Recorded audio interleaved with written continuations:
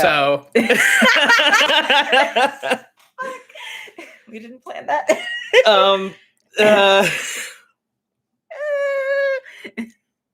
How about that episode?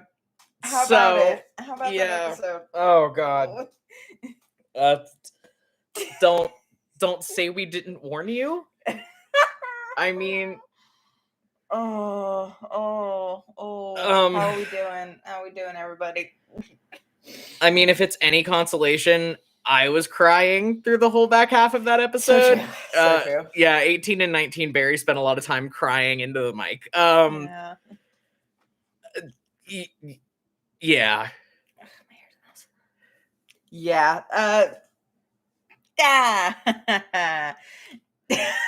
Somebody in the chat said we could be better for sure. So true. Yeah. That's the mood.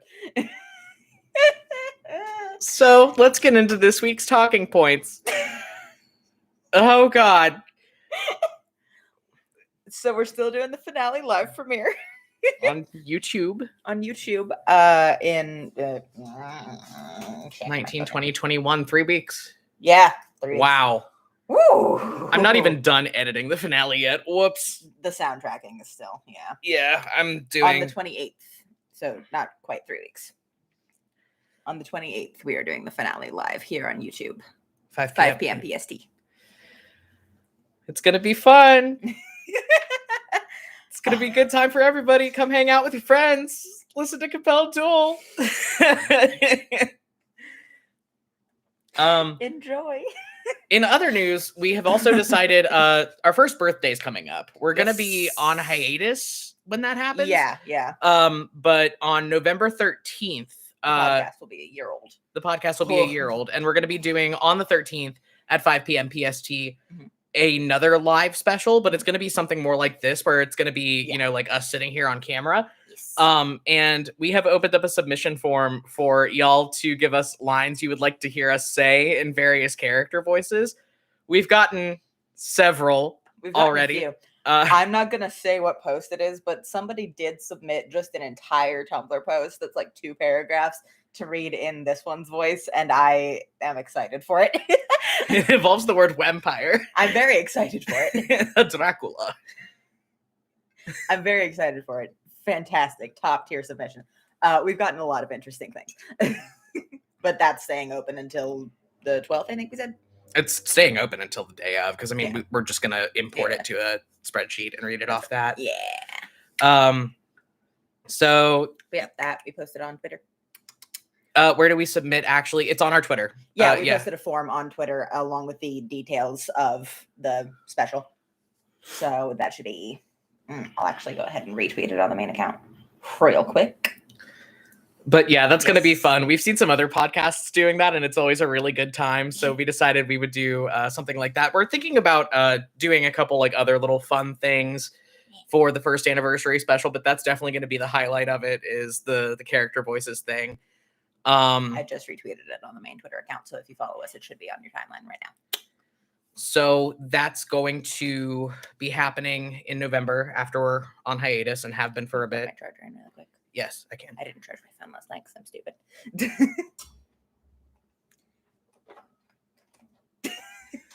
Thanks. Anyway, let's do the episode playlist. Ha ha. Ha ha. Ooh, it aches. I feel pain. I have agita in my heart. Opening track was Calm Down, aka I Should Not Be Alone by Ezra Furman. Yes, which is a fantastic song. We had it as a Leo song. Yes. Happiness was never guaranteed. I wanted nothing more than open up and bleed. Yeah. Happiness was never guaranteed. I wanted nothing more than to open up and bleed. No more anesthetic on my Halloween. Now I got my wish and it's too much for me, and I should not be alone the way things are going. Yeah. I love Ezra Furman so much. Yeah, a lot of that had to do with, how we're kind of rapidly coming up on the close of this big character arc for Leo, which is I am not an island, and realizing that he shouldn't self-isolate, and now kind of being in a desperate place where he wants connection, and And everything is bad. And everything is bad, but he wants to have the people he loves around him to keep him from doing stupid shit and impulsive shit. Oof. And then after that, we had Velodrome by Dessa, which is the Fee song on this week's playlist. It's a lot. I think the reason we ended up putting it on was because of how many angels on the head of your pin. Anybody in stilettos can answer that old thing. It's one for the right foot, one for the left, half an angel per pin at best. Add wings, add heart, add harp, all set. Which was, it's very good. Yeah, what? There was another reason. Okay. Eve leaving Aiden in a makeshift dress. Yes. Yeah. Eve leaving Eden in a makeshift dress with a bell to tell us when we're hungry. There's a bell to tell us when we're tired. Yeah. A bell that tells us to rise and fight. A bell to rise and die. Yeah. It's all just bells. Sometimes I ring myself to see if I might chime. Yeah. There's a lot in this song. Yeah, it's a big Fee song. Yeah. That's the song's lyrical density.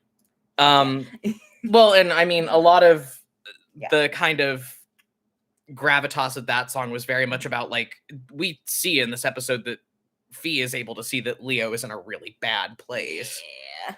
And feeling that kind of like responsibility that they had earlier in the season, where like Leo was feeling very responsible for his sister all the time. Like, it's kind of starting to flip because she's starting to see Leo breaking down. Yeah. Yeah, and that's what a lot of the next couple episodes are. Yeah. But yeah, so that's kind of setting that up as like a mini arc for Fee character development wise. If I could speak, I'd be fucking unstoppable. Of realizing that her brother's death spiral has now reached terminal velocity and she has to fucking do something about it. Yeah. And then we get into the Leo Zed of it all. Oh god. There are four no. Leo Zed songs on this playlist of 6 songs. And they deserve it. It's been a while since they've been together, but it's been a bit. Don't Swallow the Cat by The National. You picked that. That was a Zed song. A lot of The National's discography is very Zed-core. But yeah, let's just, from the first verse, tiny bubbles hang above me. It's a sign that someone loves me. I can hardly stand upright, hit my head upon the light. I have faith, but don't believe it. This love ain't enough to leave it. Everything I love is on the table. Everything I love is out to sea. And then that bridge repeats later. And then I'm not alone. I'll never be. And to the bone, I'm evergreen. The Google lyrics are incorrect. Read the AZ lyrics page. Sorry. It's okay. I just know the lyrics of the song. Yeah, and then I'm tired, I'm freezing, I'm dumb. When it gets so late, I forget everyone. I need somewhere to stay. I don't think anybody I know is awake. Calm down, it's all right. Keep my arms the rest of the night. When they ask, what do I see? I say a bright, white, beautiful heaven hanging over me. Woofda. Don't Swallow the Cap is a hell of a song. I don't remember if I have it on the official Zed playlist for season 1 or if I was saving it. I think you were saving it. I think I was saving it. I have a national song on that playlist though. Yeah, I can't remember what it was. Zed, here we go. There you go. It was from, do have Don't Swallow the Cap. Okay. Yeah. That's a song that recurs in its symbolism for Zed's life. Ooh. It's a hell of a song. And then 1121 by Halsey is also a Zed song, but I think I picked that one. Yes, you did. Yeah. When I was picking my songs for this playlist, I was doing it very cinematically. Like, I was picking songs that I was envisioning as the soundtrack for the scene. Yeah. And to me, 1121 by Halsey was kind of what was playing in my head during that moment where Leo like threw the knife and looked over at the knife and then looked up and saw him for the first time in a year.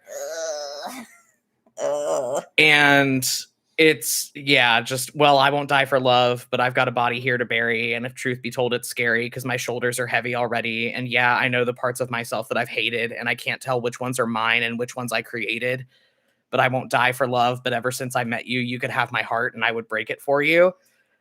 Ooh. And then there's like this Ooh. desperate pleading bridge towards the end of the song of the please don't leave me in the shape you left me. Please don't leave. Just leave me in the shape you found me, safe and soundly.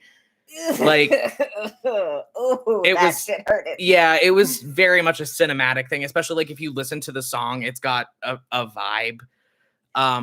Somebody was talking about the moment that we just discussed of said looking up and seeing Leo for the first time in a year and said like a rom-com moment if it was the worst rom-com anyone had ever seen. There's romance, there's no comedy. A romantic drama, in fact. Yeah, a rom-drum. If you will. I didn't like that. And then in the same vein, thinking very cinematically, thinking about songs that, you know, were kind of playing in my head while we were listening to the scenes and while we were doing the scenes. Welcome Home by Radical Face was very much one of them. Oh, somebody just came into the chat now. Hi. Yeah, Welcome Home by Radical Face to me was very much the soundtrack of that conversation that they had in the alley, followed by the kiss, because there's this like pre-chorus of peel the scars from off my back. I don't need them anymore. You can throw them out or keep them in your mason jars. I've come home. I've come home. I've come home. And like, it's a big swelling chorus. And I very much like pictured that going with the kiss. Mm-hmm. And then the last lyrics of the songs are, all my nightmares escaped my head. Bar the door. Please don't let them in. You were never supposed to leave. Now my head's splitting at the seams and I don't know if I can. Here beneath my lungs, I feel your thumbs press into my skin again. This episode. Yeah, the line. Oh yeah, the line about it felt like coming home in the episode. Yeah, that was a calculated choice. Like I picked that song because of that line. Yeah. And I had been thinking about that thematic element of the fact that Leo has never actually known what coming home feels like before, like the actual relief of finally being home until that moment. So, yeah, it was like a fucking Grey's Anatomy scene in my head. God. It was. Oh, I can't stand you. You know how on Grey's Anatomy, whenever they start playing Chasing Cars, like things are about to get really bad and really sad and make you cry. That's Compelled with Radical Face songs. We should say for reference that Grey's Anatomy is Chelsea's comfort show, so we have both seen it many times over. I believe she's on her 9th rewatch of the entire series. Yeah. When my wife has a comfort show, boy howdy does she have a comfort show. We have seen it many times. Yeah. And then the closer was Keep by Mother Mother, which Al picked, but was very cinematic for me, because to me, that was what was playing when Leo threw up that silent spell and was having the completely silent breakdown at the end. I suggested it, and I've never regretted something more. Do you want to read the lyrics or shall I? You can do it because you were the one that suggested the song, but yeah. Yeah. Just the chorus of, because I'll keep breaking my heart until it opens again. I'll keep falling apart until I'm whole again.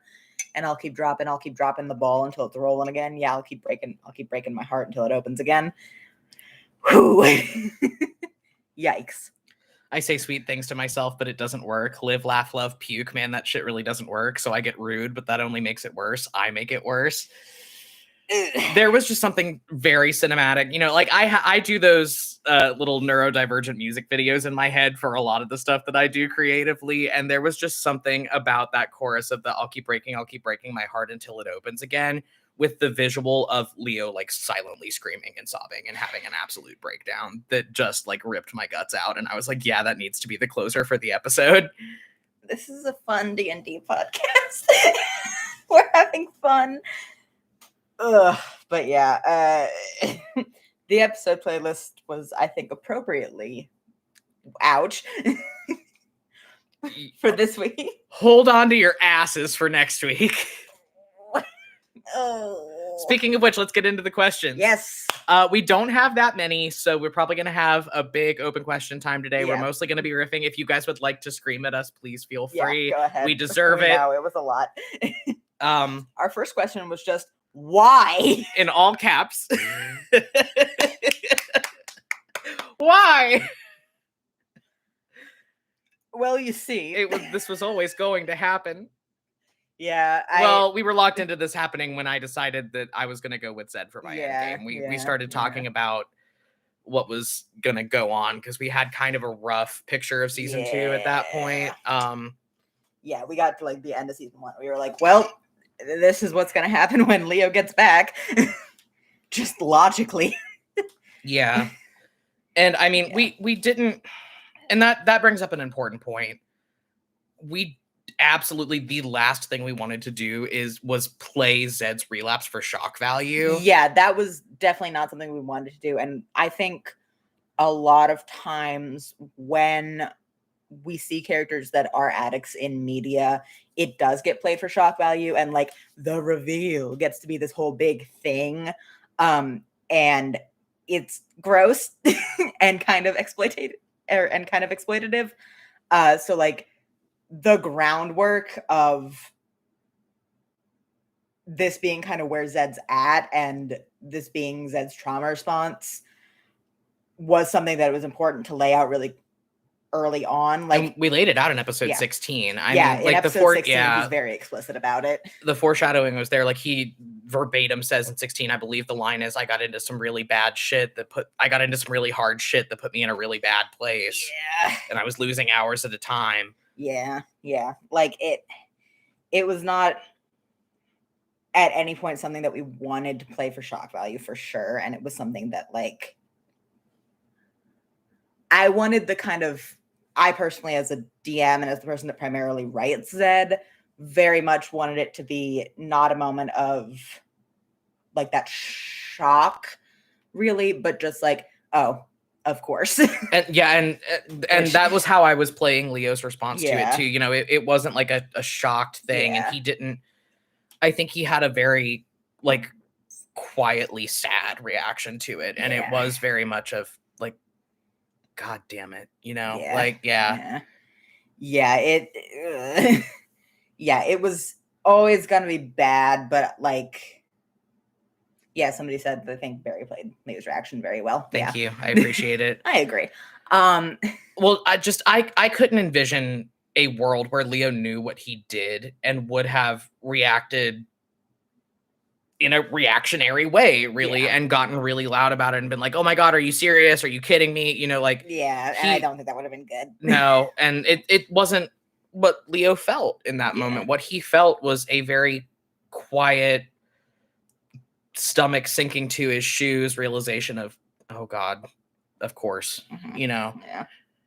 And then immediately the tide of self-blame, like, I think just kind of a lot of the way that even beyond like the establishment that he did relapse during the time skip, the way that Zed was acting this episode, the groundwork for it was laid in that fucking conversation back in season 1, episode 16, because a lot of the way that he is acting during all of this, it's very fighty. And you mentioned that he had that like negative, like he had that line in 16 where he was like, and I'm a big intimidating guy that's willing to do a lot for people. Well, that, and also like the way that he acts very much for a lot of him and Leo interacting in this episode is trauma response from the fact that he's a survivor of intimate partner abuse. Like, he laid that out in season 1, episode 16, and that informs a lot of the way that he acted during that whole confrontation. So it was, I very much did not want anything about Zed's trauma responses to come off as like shock value in any way. Like, that was kind of important to me, of like that being laid out and being expected. So like, not necessarily like, oh yeah, this is going to happen before he came back, but just like when you see it, you're like, oh, got it. Yeah. And also I was trying to lay that out in like the fact that Ravane was saying that, he hasn't been talking to me. He's been self-isolating, like, which is number 1 red flag. That's a red flag. Like, especially with somebody who is like as invested in their people as Zed is, Yeah. and somebody who like stays as Yeah. plugged in with the people he keeps close to him, not necessarily writing to his mom, but you know, Yeah. like, He but does if forget you, to do that, but if you look at Zed's dynamic, like with people that he is in like a physical space with or is close to in that kind of way, he's always checking in on everybody. So the fact that he was withdrawing and the fact that he was isolating and like telling somebody like Ravane, who is one of his really good friends, repeatedly to fuck off, like, yeah, that's a red and flag. even going back to season 2, episode 1, when the first thing he said to Leo after Leo got back in contact with him was "fuck off." Yeah, it was something that I was very much trying to lay the groundwork for. Yeah, I didn't want it to come out of nowhere, but yeah, and I mean, like, even how he acted at the end of the episode, you said, as you were saying, is like an example of trauma response of like people that have been survivors of intimate partner abuse often try to glaze things over and kiss and make up rather than pushing issues that could lead to escalation. That was very important to me to portray in that moment of like, the fact that Zed was trying to get as physical as he was trying to get, and the fact that Zed was trying to wave away his own concerns and his own issues in that conversation was trauma response. Yeah, was very much trauma response. Somebody said, question, how long will it take for things to get better between Zed and Leo? I know they're end game, but do we have to go through more episodes? Before the end of the season. things Yeah, things are all right before the end of the season. Like they still have things to work out, but like this roadblock they are through by the end of the season. Yeah, next week is gonna be rough. Yeah. Next week is gonna be rough, but things start shaping up after that. Yeah. Especially because they both are trying so hard to like kiss and make up and get over it. Yeah. You know what I mean? So. But I mean, like, there's a lot of push and pull to the whole kiss and make up dynamic that we see in the next couple weeks, where it's like Leo is very much against doing that because Leo wants to get to the root of the problem and solve it so they can move forward and be better and not glaze it over. But that's something that we'll have to discuss you know, later because it has context for other stuff that we'll see. But so as for why, because we had to. Why? Because we laid the groundwork for it and had to follow through. Yeah. We had to follow through on the shit we already wrote. Yikes. What's Erev been doing this whole year? You mentioned Ravane and Verity had jobs, but what's Erev been up to? She's just chilling. She's just hanging out. She's taking care of her deer. Maybe she started like a lawn mowing service where she just rides Phineas around the neighborhood. Shit. I mean, it is a big part of Erev's character that she has been hiding from a lot of things for a very long time. So that is a component of how she's been doing the last year. Yeah, and I think that Ereve's been like running and hiding for so long that she doesn't really know how to integrate herself back into, you know, something as big and overwhelming as living in a huge Volduran metropolis. Like she's not overly comfortable around people, and she's especially because like she's been established as an autistic person that does not have very good social skills. And she's a very solitary person, or has been by necessity at least. You know, she cares very much about her friends, and she cares about Erev and Verity, or Ravane. I was trying to say Raverity and Erev in the same sentence. Verity. We did this by accident. Yeah.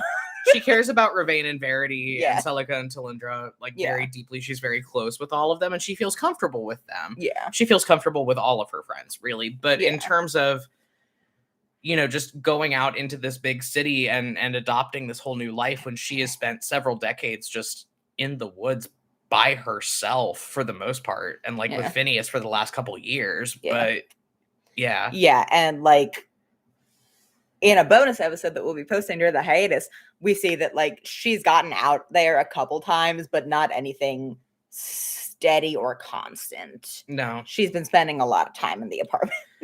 She just prefers things that way. She's a private person. She's a solitary person. She's not really out seeking her great perhaps because she's kind of a pessimist, and that's not really the type of person she is. Oh, how did Erev get Phineas now that we know the existence of Oskaya, and that's no longer a spoiler? Phineas is not from Oskaya. Not from Oskaya.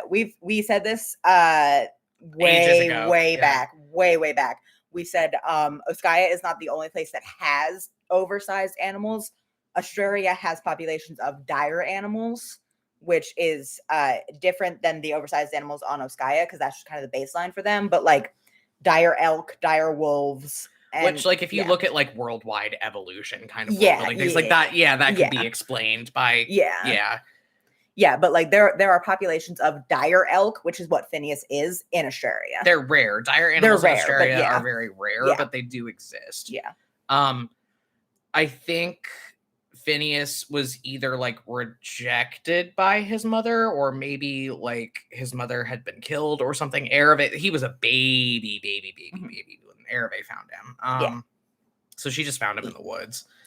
And started taking care of him.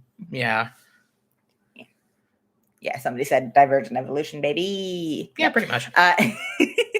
But yeah, there are small populations of dire animals in Australia. She did not have to go to Oskaya to get Phineas. No, she found him in the woods, probably near the Omegroth Silent City. And honestly, Phineas is smaller than an Oskayan deer would be. Oh, an Oskayan deer would be. Like we do see that. Like the size that Phineas is not the size the deer are in Oskaya. No, well, I would say that Phineas now, because even the crag cat was like the size of a house, and Phineas isn't that big. Phineas is approximately the size of like an elephant. A small-ish elephant. He's elephant size, whereas a deer in Oskaya would be at least twice Phineas's size at like full-grown height. That's fucking horrifying. Yeah, baby. I hate Oskaya. But Phineas is only slightly oversized. Somebody asked, does Dexter always stay with Celica and Talindra at night, or does he rotate? I think he sleeps in Celica and Talindra's room permanently. Does he sleep? Or does he just sit there? He probably just sits there. I think Dexter not only does not have a dog bed, he has taken over Celica and Talindra's bed. And he just chills. Yeah, because we established that Ravane is animating him every 24 hours, like to keep him up. So yeah, but I do think Celica and Talindra have both taken a shine to Dexter, and he does sleep in their room. As a matter of course. Somebody asked, please explain the business model of Leo's Oskayan soap franchise. Most important thing. I almost went into the character voice for that without meaning to.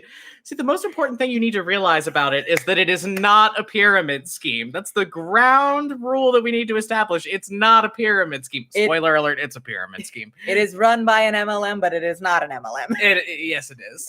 Yeah. It's an MLM run by an MLM. Barry has been waiting to use that Incite Greed spell for so long. Because we got it in a package of things that we got from D&D Beyond, and I saw it, and I was like, oh, that's Leo Core. That's nasty. Yeah. That's nasty. That seems like something Leo would cast. Yeah. Fellas, have you ever wanted to be your own boss? Is extremely Leo Core. Yeah. Leo voice, hey hun, smiley face. Yeah. You know, I'm something of a scientist myself. Goodness. Anyway. That was fun, though. Yeah. It was very gratifying to use that, and especially when I said, can I use the soap? And you were like, oh my God. Yeah. I knew you were waiting to use the spell, but I didn't think you were going to use the soap. I was like, okay. All right. Well, because technically now at this point he has, let's see, he had 20 bars when he left Oskaya.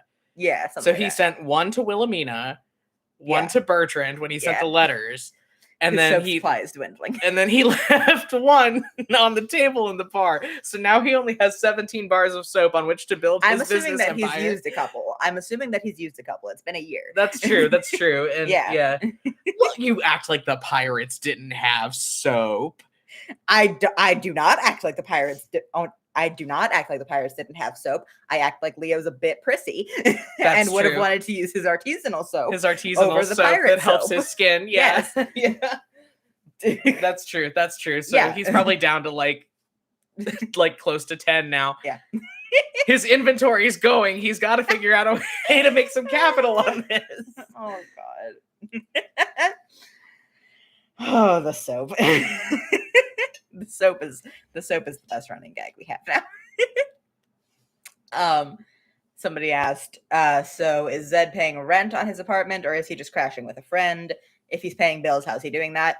We didn't get to say it in the episode, but in my head, Zed has been kind of doing some Fight Club shit for the past year. You know what I mean? Like, I think he's been in some boxing matches and somewhat illegally betting on those boxing matches. And that's how he's been making all the money that he has made. And probably getting involved with people to profit off of him illegally fighting in those boxing matches and maybe occasionally winning or losing one in a calculated way. Yeah. Yeah. Yeah, I think... Look, have we all not considered boxing for the mob? Have we not all considered it? Fuck. Well, Zed sure has. He's a big intimidating guy. Somebody said Zed capitalizing on his bad coping mechanisms. Exactly. I'm gonna have this fucking death spiral. Someone might as well pay me for it. Yeah, exactly. Exactly. Oh God, Zed voice. I already feel like I'm being punched in the face emotionally. Might as well get somebody to do it physically and get paid. Hey. I love him. Yeah. Yeah.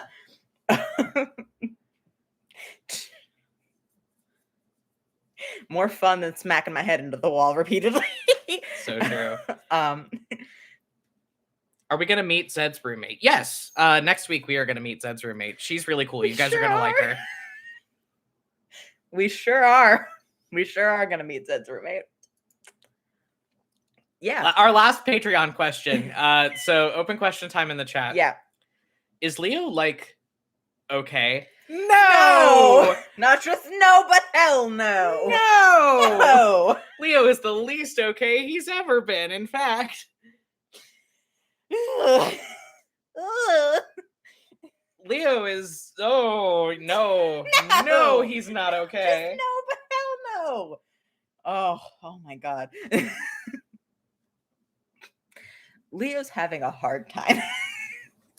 Leo's gone through a year of all that shit only to get back and have all of this happen and go immediately back into his like self-blame bullshit.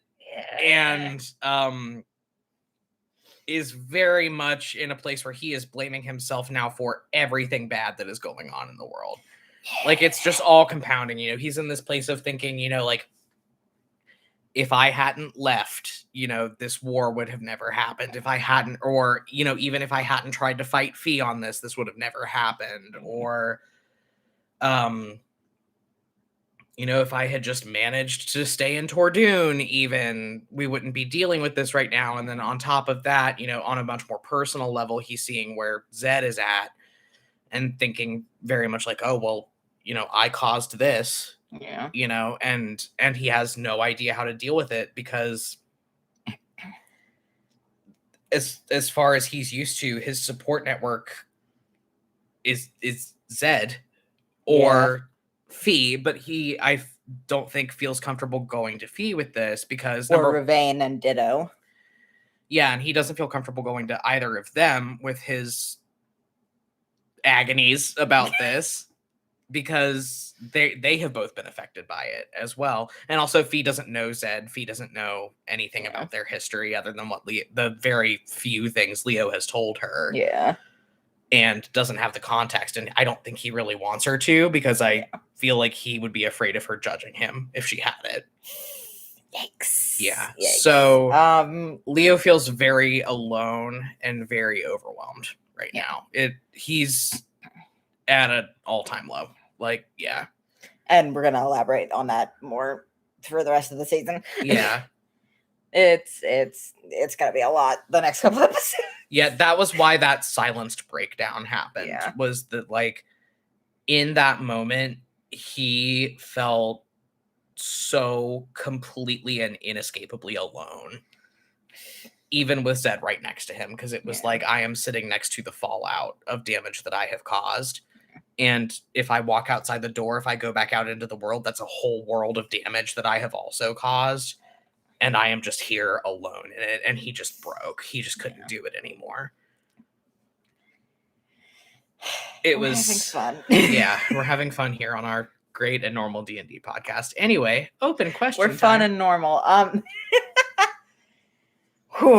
But yeah, things are gonna be rough for the next couple episodes. I would say 19 is the 19 is also our longest episode so far. Yeah. 19 is almost 2 hours long. Yeah. And it's the low point. Yeah. But it starts kind of picking back up again in 20 a little bit. We tried to put as much comic relief in 19 as we could, because we tried to put as much comic relief in the rest of the season as we could. Comments on Sugar Baby Celica. I'm gonna go top off my drink. You handle that. Okay. We get to see Sugar Baby Celica in the bonus. The bonus episode. Subscribe to the Patreon. But yeah. I was thinking about things that Celica could be doing, and the problem is that Celica's skill set is as an engineer, and Voldur is very imperialistic. And I didn't want Celica to be doing engineering for the Volduran government, which would have been kind of her only option. So I was thinking of things that it would be funny for her to do. And the funniest thing I could think of is that Celica just hangs out with much older ladies who have been in the closet for their entire lives. And they just tell her about how, I'm not emotionally fulfilled by my husband, and we're not... but that's just a thing that happens when you get older. And Celica just sits there like this.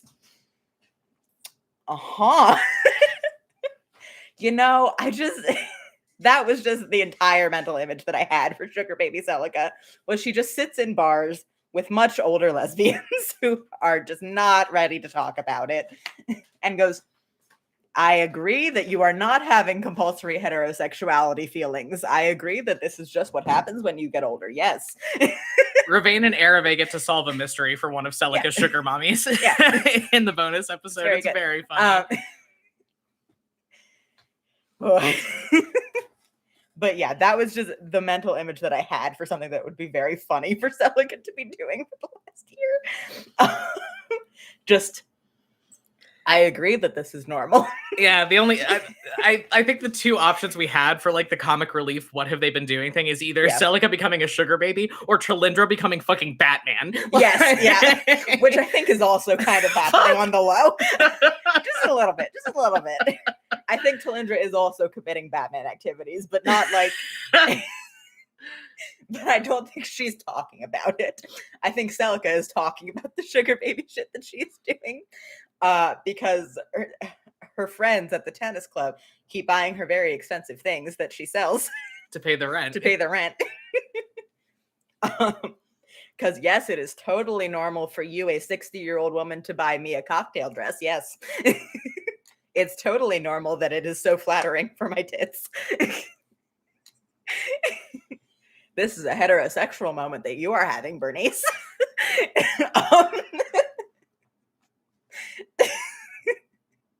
It was very... I like the idea of Trilindra being Batman a lot, actually. Yeah.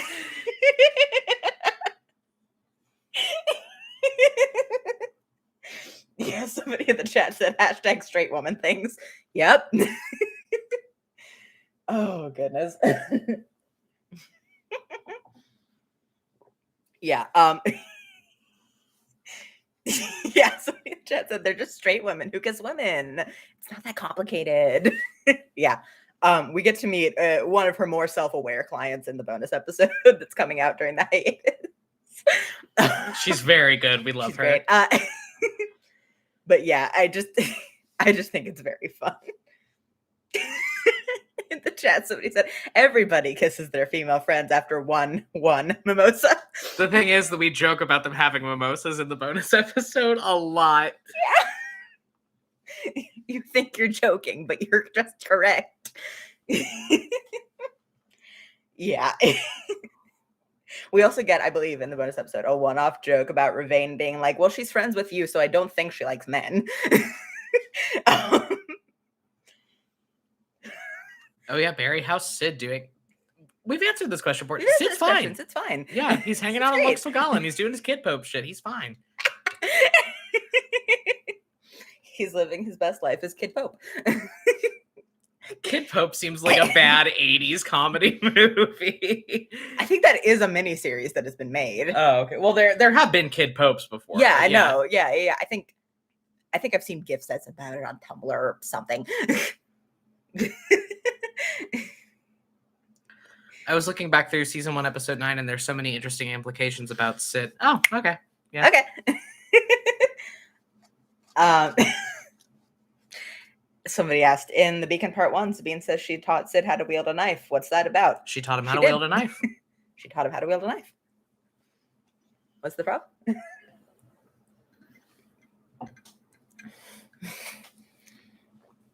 She did do that. Sabine's taught a lot of people how to wield knives. Yeah, Sabine's good with knives. Sid's much younger than Sabine is. Oh, goodness. The chat's very angry at us. Not as angry as they're going to be next week. So true. Oh, next week. Like, next week is another one of those, hey, maybe look at the content warnings weeks. Yeah. Yeah. Somebody in the chat said, I would also like Sabine to teach me how to wield a knife. And someone else said, knife skills are good to have. Exactly. Yeah, I'm going to commit a crime after next week, I think. It's probably going to be murder because you're probably going to manifest in our home and kill both of us, honestly. Yeah. Yeah. Yeah.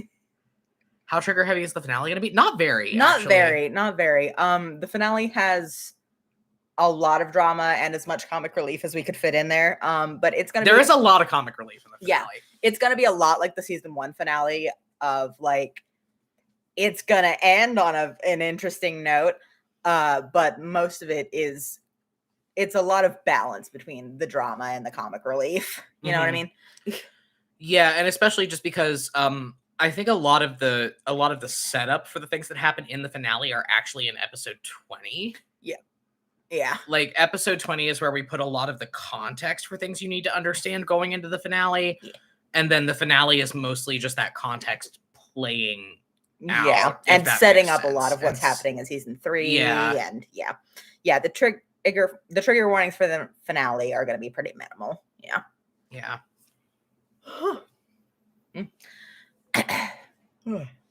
It'll just be fun to watch live, I think. Yeah. Yeah, it's mostly just like a couple loose ends getting tied up and a couple like things that we foreshadowed happening and stuff like that. I can't think of anything that is like specifically very dramatic other than like there's a conversation between Leo and Lorelai that gets really heavy, but other than that, that's not fun. But somebody said, do you have any new favorite moments? Because last time it was the wow in season 1 that have come out. I enjoyed Ravane voice. Why are all of my friends like this? Yeah. That was just mwah, mwah, mwah. Most of my favorite things have all been captain lines. Don't like this at all. Is it too much to ask if just one time it's allegory? Yeah. For one thing to not have weird fucked up magic about it. Oh yeah, and somebody asked what day and time is the finale coming out? If you watch it live on YouTube. If you watch it live on YouTube, which you can, 5 PST on the 28th. That's a Thursday. So other than that, 9 a.m. on the 29th. Yeah, and if you're a patron, it comes out 9 a.m. on Thursday, as always. But if you want to wait to watch it live, you are encouraged to do so. But yeah, it's going to be interesting. somebody in the chat wrote it out, and someone else said, what the fuck is the 28th month? Format. But yeah, it October 28th. To clarify for everybody. Oh goodness. But yeah, so if you're in Eastern time, that's gonna be 8 PST, or that's gonna be 8 p.m. And if you're in Europe, I believe in the UK, it's gonna be like 2 a.m. Like 2 a.m. It's gonna be late. Sorry. Sorry, We live in California. Sorry. Sorry, we're Californian. I'm sorry for being Californian. Some crimes can never be forgiven. So true. Yeah, it's 1 a.m. in the UK. Sorry. Also, sorry if you live further west than that. Sorry. Or east. Directions. Sorry. But yeah, that's going out 5 p.m. PST on the 28th. Good to go. Bam. Yeah. Somebody from the UK saying they're gonna watch at 2 a.m. Goodness. Someone asked, so like, is Kalesa like okay? I mean, like physically, Kalesa's fine. Physically, Kalesa's fine. Emotionally, Kalesa is entering her Joker arc. But I love that for her, honestly. Very girl boss of her. Broke girl bossifying Defiance. Woke girl bossifying Elasha. Bespoke girl bossifying Kalesa. Somebody said, is there any more Kimrel in this season? Yes. Soon. We do, in fact, live in a society. Yeah. Kalesa voice. I'm a lot like the Joker from the movie Joker. No, Defiance deserves to be girl boss too. Defiance doesn't deserve shit. She's a fucking human trafficker. She doesn't deserve anything. And now she's done. We're done with her. Oh, goodness. She jumped off the boat. Oh, man. Oh, goodness. But yeah, Kalesa's going through it. Kalesa's having a hard time. I think Kalesa's feeling a lot of the guilt for the war that's on also, because like she did freak out and tell her dad what happened. Somebody said, ooh, about the gods actually. How does Kiva feel about the whole Defiance thing? Not good. not great, not fantastic. Wait, let me get the Kiva voice. Well, fellas, it seems I've girl bossed too close to the sun this time.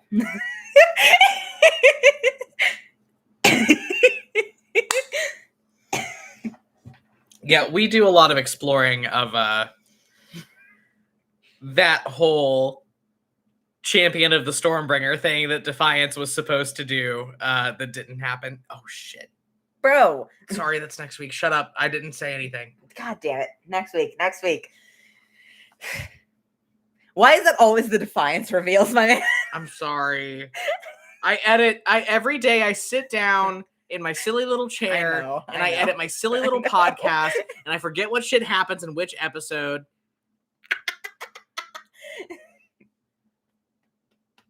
We'll get more exposition on that next week. I'm not saying anything for the rest of the fucking Q&A. I'm just gonna sit here.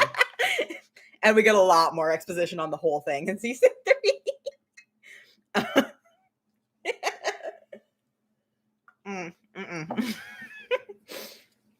You heard nothing, yeah. The chat says we heard nothing. Next week. Come back to us next week. Ask about it next week. Oh, goodness. I'm there's becoming the Joker. A lot like the Joker from the movie Joker. There's a lot to unpack next week. Like I said, it is our longest episode so far. It's an hour and 51 minutes. Yeah, it's Woo! Pushing that 2-hour line. It's a fucking beast of an episode. It's a big one. It's a big one, but it's under 2 hours. That was our fucking line in the sand, because I was sitting here like fucking like pouring sweat, like, oh my god, how am I gonna get it under 2 hours? Somebody in the chat said, how's my wife doing, gays? How's Eleonora doing? I miss my wife, please. Physically, Eleanor's fine. Eleanor's fine. Eleanor's physically fine. Like we've said before, Eleonora will be back by the end of the season. And that is all I will say. And I am being silent. Eleanor's fine. She's had a rough time, but she is physically doing great. Oh goodness. Somebody said, physically, you worry me so. Look, it's been a hard year for everybody. Yeah. It's been a hard year for everybody. I don't know that anybody is psychologically doing well. Yeah, somebody said by the end of the season is like 3 eps from now. Help. Yeah. Yep. It is. Yeah, it is. So sometime in the next 3 episodes, Eleonora will be back.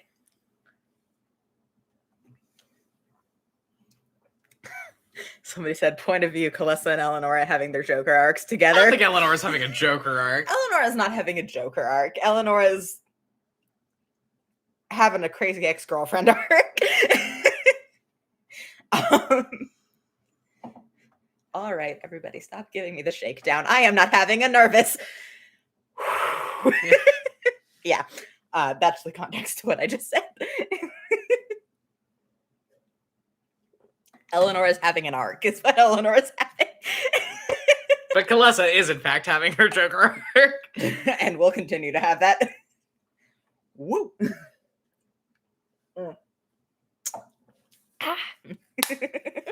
But yeah, in the next 3 episodes, Eleonora, Kalissa, Fen, and Mia will all be back. It's just what's going to happen. And when that happens in the next 3 episodes, you'll see. You will see. Oh, will you see? You will perceive it. A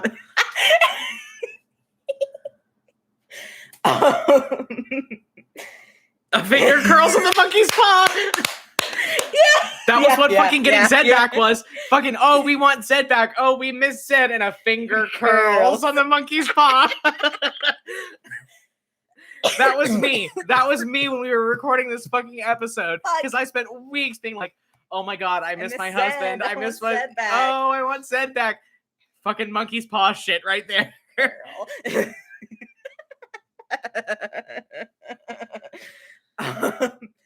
But yeah, those 4 people will all be back in the next 3 episodes, along with some new faces.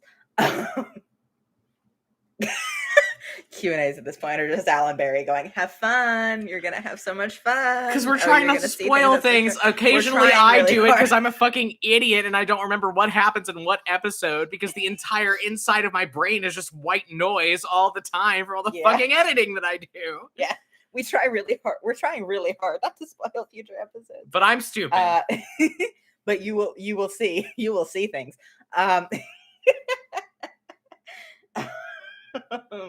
But yeah, finger curls on the monkey's paw. Eleonora will be back in the next 3 episodes. Zed and Leo are going to work their shit out. I can't stand you. Somebody said, you're feeling the same pain. I think, yeah. Yeah. Woo. Yeah. We have a lot of emotions as we are recording. Oh, season 2 is done. Oh my god. I just remember the day we recorded the episode that's coming out next week where we just had to keep pausing to yell like, ah!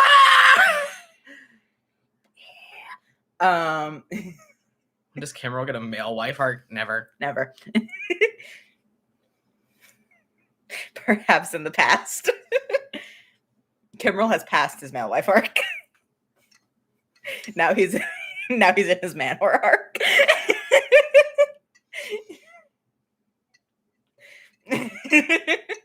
I don't know. I kind of picture Kimmerl as like an old queen that just wants to watch his stories and drink his martini. That's fair. I love him. That's fair. I think his man whore days are also past. What's the thing? Manipulate male wife man whore, or manipulate mansplain man whore? I don't know. Something. I don't know. I was trying to make a fun joke. Somebody did say Verity. I mean, with a arrow. I don't know what you're referring to. Did the message not send? Did the message not send? Very confused. At any rate, 5-minute call. 5 minute mark. If you guys have any other questions. Goodness.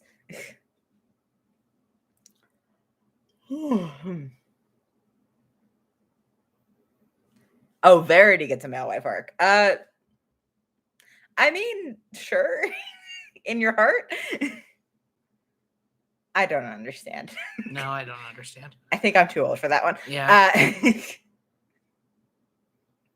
Anyway, oh, the one before the male wife message. Oh, okay, yeah, Verity is feeling some pain.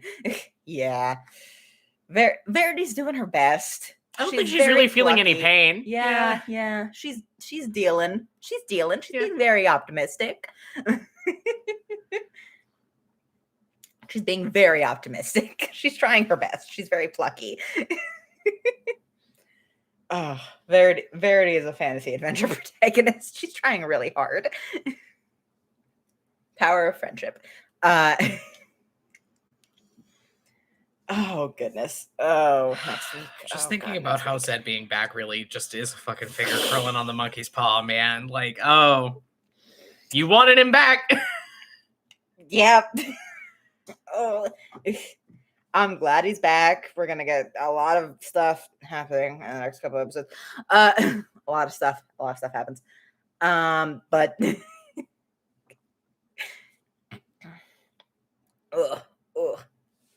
but yeah. We do. Speaking of next week, we do have some art that's going to be coming out next week, concurrently with the episode too. Oh, we also we do have an official Zed portrait in the works. It's gotten delayed. The artist had some stuff going on. It should be coming by the end of this month. Yeah, should be. Yeah. But yeah, we have an official Zed portrait because we wanted to get official portraits for all of the main love interests, and we already had the Captain's Bean come out. But Zed official art or Zed official portrait is going to be coming out probably by the end of the month. Probably. We hope. Yeah. We hope.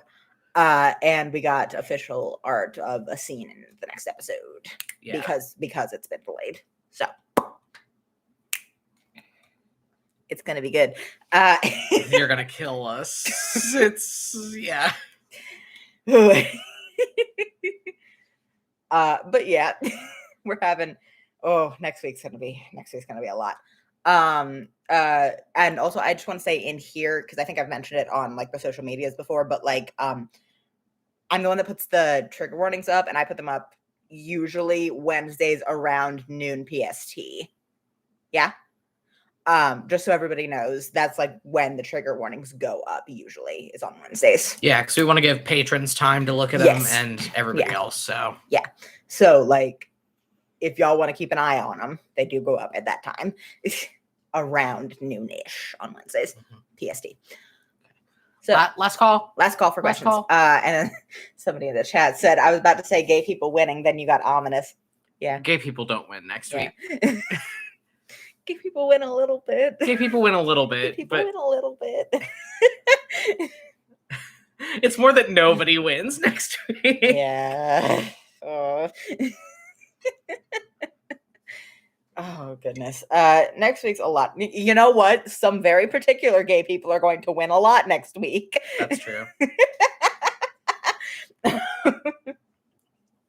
There are reasons that gay people will be winning.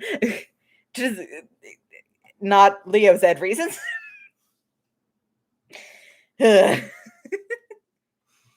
Oh, goodness. The only people winning are Ravane and Verity, and they're not getting. They're both fine. Yeah. Well, Ravane's bi and Verity's pan. Excuse me? Come on. Excuse me?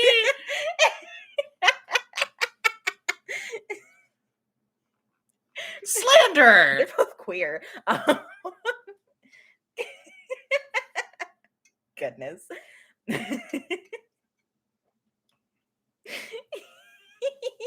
but they are winning also. Somebody said they are. Check the website. Check the website. We put Pride flags. Yeah. If we don't establish somebody's identity explicitly in podcast, we put it on the website. And also when we do establish it in podcast, we also put it on the website. But we have character profiles on there. Yeah, Ravain's bi, Verity's pan. Yeah. Wait, can't remember if I asked this before. Adonis sexuality. Whatever your heart says. Whatever your heart says, really. Yeah. Ooh, you know who might be winning? Fen and Mia. Wouldn't that be nice? Wouldn't that be nice? Yeah, that would be nice. Wouldn't that be good? If that happened. Wouldn't that be interesting? Anyway, Anyway. So next week, yeah, we'll see you guys. We'll see you guys in next 7 days exactly. We'll see you next week. Oh my god. Trigger warnings go up on Wednesday. Cannot stress enough. Maybe check them out. Maybe check them out. Maybe check them out. Bye. Bye. Fuck.